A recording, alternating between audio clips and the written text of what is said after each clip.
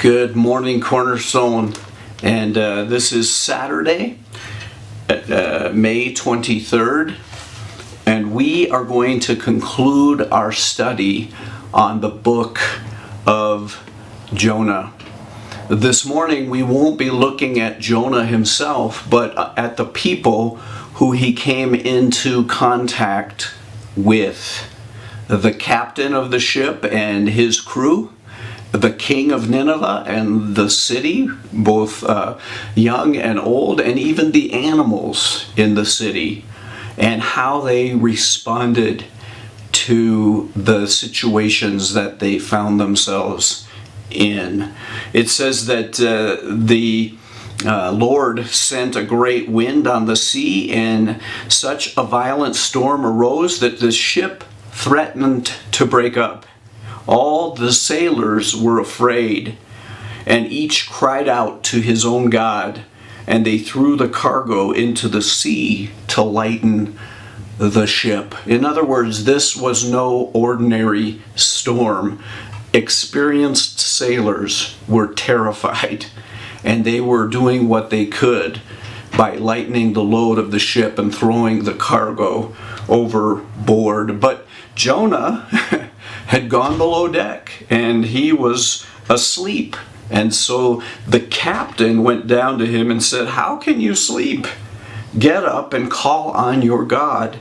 Maybe he will take notice of us so that we will not perish." Key word. Both the captain and the king of Nineveh use it. Maybe. We don't know. It could be that the God who is causing this might spare us from this calamity. They don't know.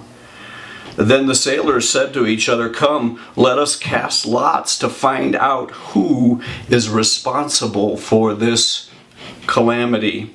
They cast lots, and the lot fell on Jonah. So they asked him, "Tell us, who is responsible for making all this trouble for us? What kind of work do you do? Where do you come from? What is your country? From what people are you?"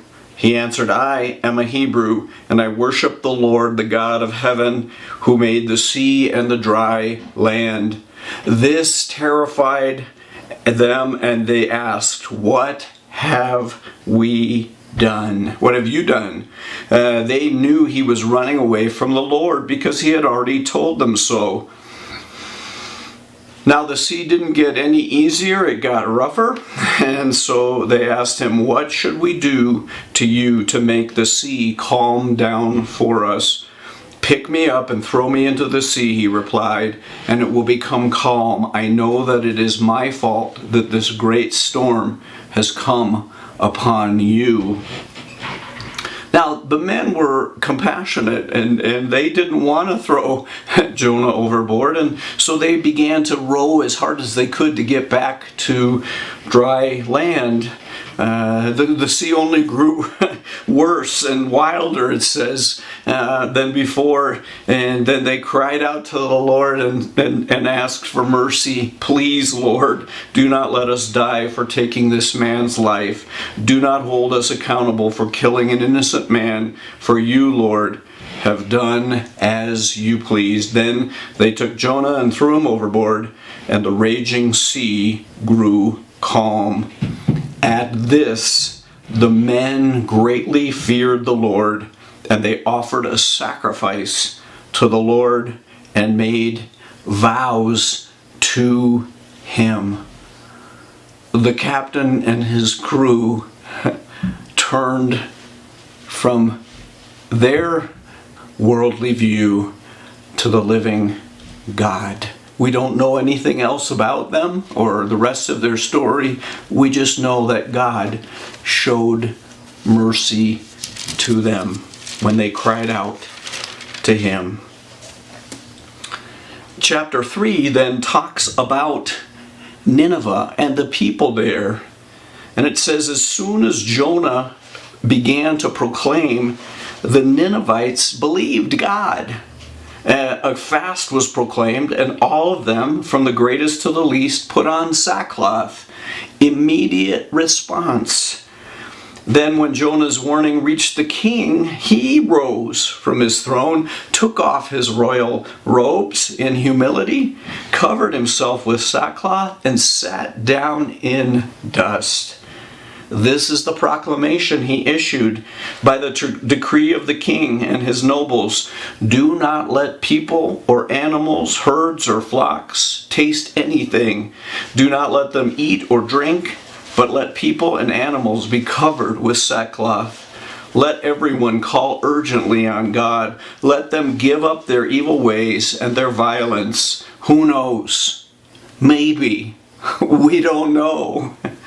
God may yet relent and with compassion turn from his fierce anger so that we will not perish.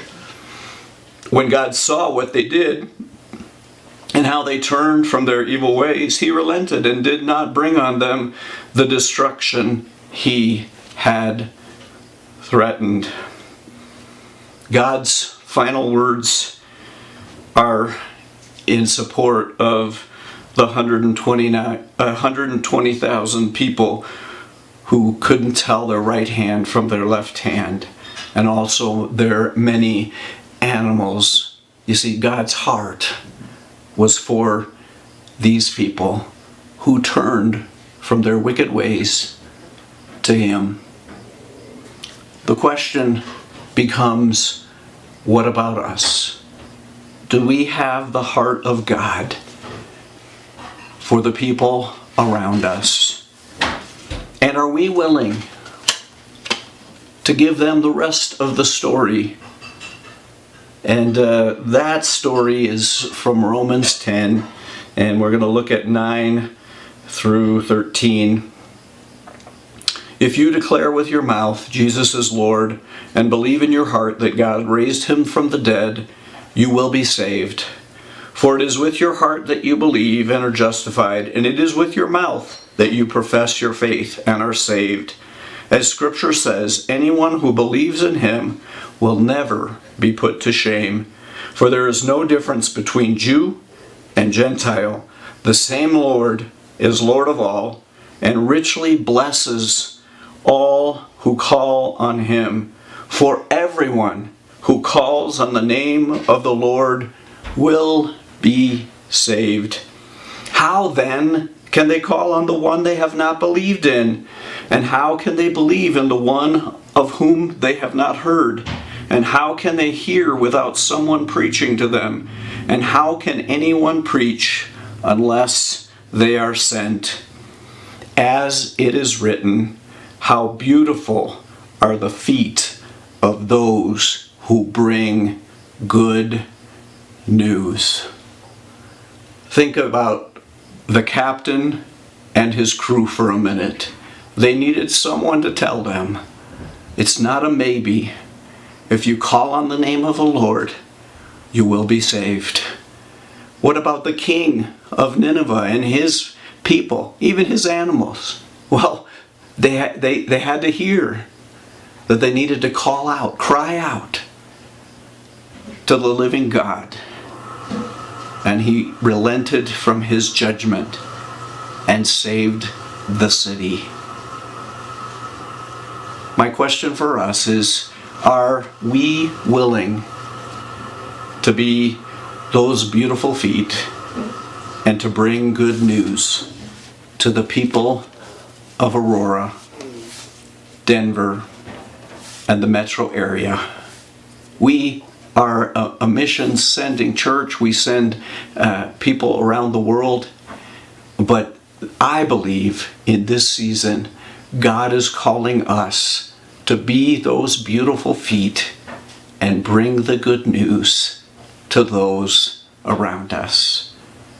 Let's think about that throughout this Saturday and have a blessed day.